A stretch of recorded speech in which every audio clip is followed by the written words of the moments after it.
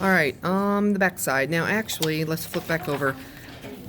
You're probably wondering what happened here, because my equation's different than your equation. So chances are you're going to have something different here, which the one that you have is not going to fit on this graph because the vertex was at like 15 or something like that. So you might want to rewrite the equation and try it again with this negative 2x squared minus or plus 4x plus 1, and see if that helps, and work it out and see what you get. Okay, so now the back side, they want you to simplify these radical these radicals. The big thing is that there are negatives in there, and when you do that, to fix these, you take the square root times a negative 1, the square root of a negative 1 times the square root of 49. And we know that the square root of negative 1 is I, and the square root of 49 is plus or minus 7. So we write this plus or minus 7i. Okay? And this one, again, we're going to pull out the square root of a negative 1, and then we can multiply it by the square root of 4 times the square root of 5. And the reason I picked 4 is because it's a perfect square. So when I take the square root of 4, I get 2. And the square root of negative 1 is I. And then we got the square root of 5 just stays square root of 5. So it's plus or minus 2i square root of 5.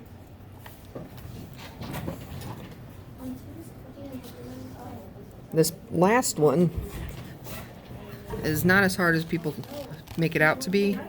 If you rewrite this as the square root of 16 times the square root of negative 1 over the square root of 25. Okay? Square root of negative 1 is I, right? Square root of 16 is 4, I, and then square root of 25 is 5. And that's it. So 4/5 I. Oh, plus or minus, sorry. Should be plus or minus. Okay? Alright, the discriminant and the quadratic formula. Alright, so the discriminant is b squared minus 4 times a times c. When you work these out and you plug the numbers in, make sure you're multiplying negative 4 times a and then that times c and then combining it with the b squared. If you try to subtract these and then multiply, you're going to get the wrong answer. So in this case, the first thing you have to do is make sure everything's on the left and you have 0 on the right. And then put them in descending order. So x squared, x to the first, and then no x at all. Okay? So that means this is going to be right here. This would be our a. What's in front of the x is our b, which in this case would be 1, so negative 1. And the negative 1 without the variable is your c. Okay? So a equals 5. B equals negative 1, and C also equals negative 1. So, first they want you to find the discriminant. So, B squared would be negative 1 squared minus 4 times A is 5, and C is also negative 1. So, if we multiply this out, it's 1, and then minus 4 times 5 would be a negative 20, and negative 20 times a negative 1 is a positive 20. So our discriminant is 21. Now we know that if the discriminant is greater than 0 and not a perfect square, that's going to give us 2 irrational roots. That's part B of our answers up here. Okay, so this is the first part. This is the second part. The third part is they want you to solve using the quadratic formula. Negative b plus or minus the square root b squared minus 4ac, which is, if you notice, the discriminant right here, back there. So you don't have to refigure all that.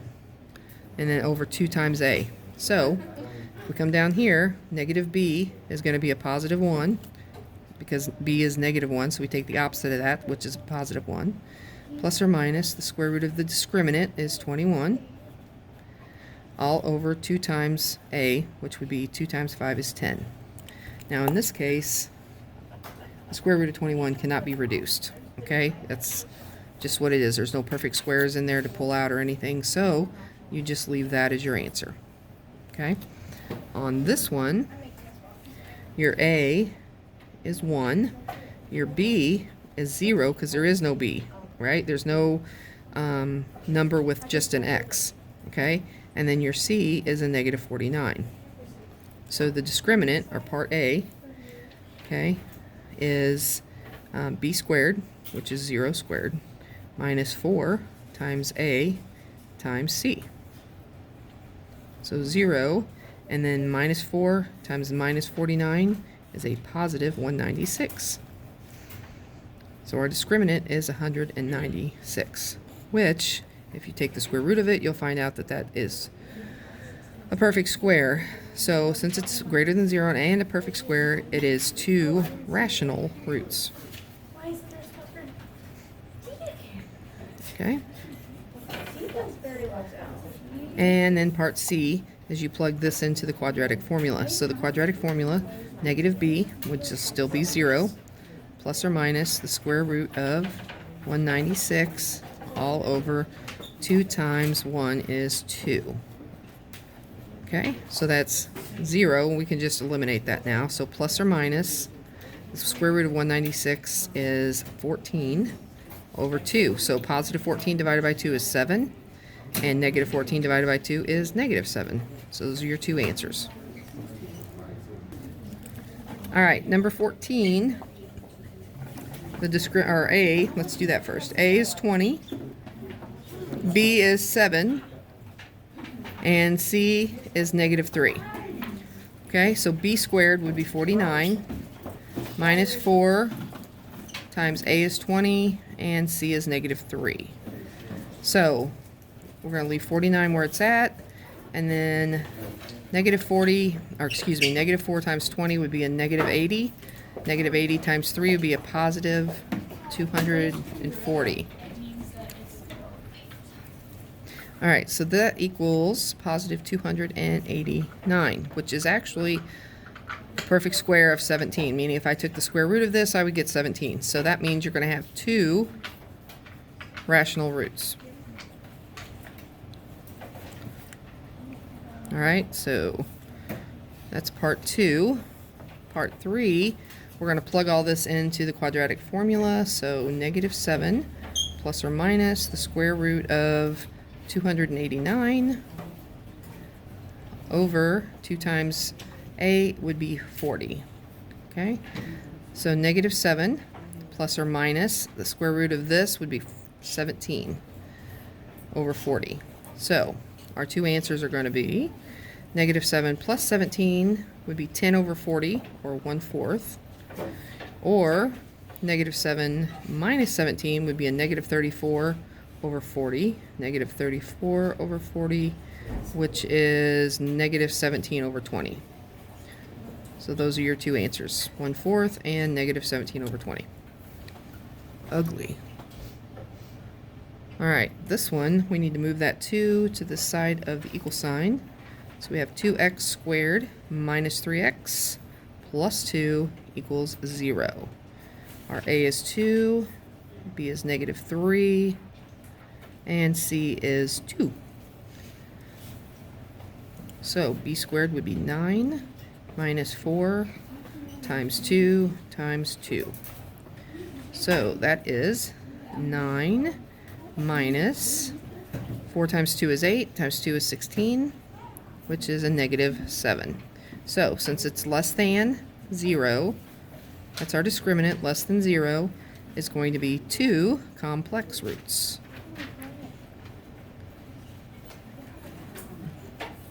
Okay, and then we're going to plug this into our quadratic formula.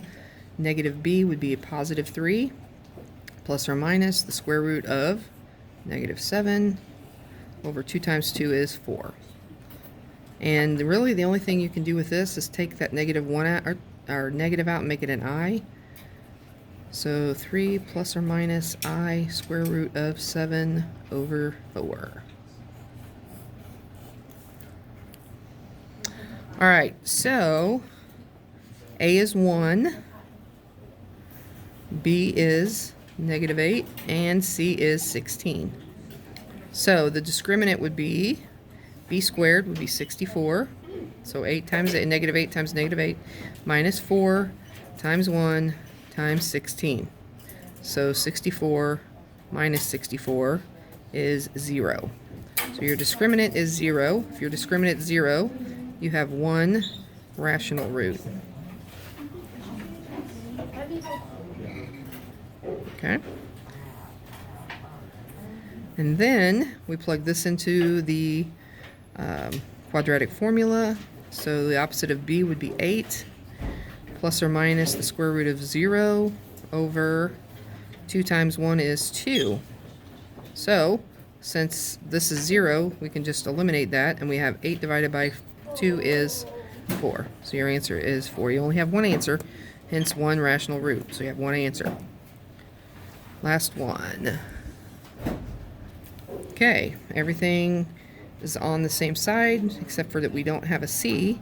So that means a is 3, b is -2, and c is 0.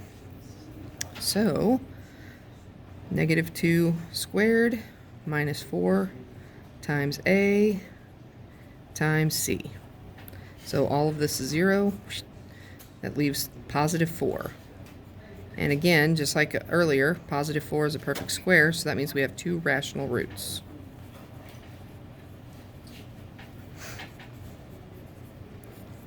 Part A, part B, and now part C. It's the opposite of B, would be 2 plus or minus the square root of 4 all over 2 times 3 is 6.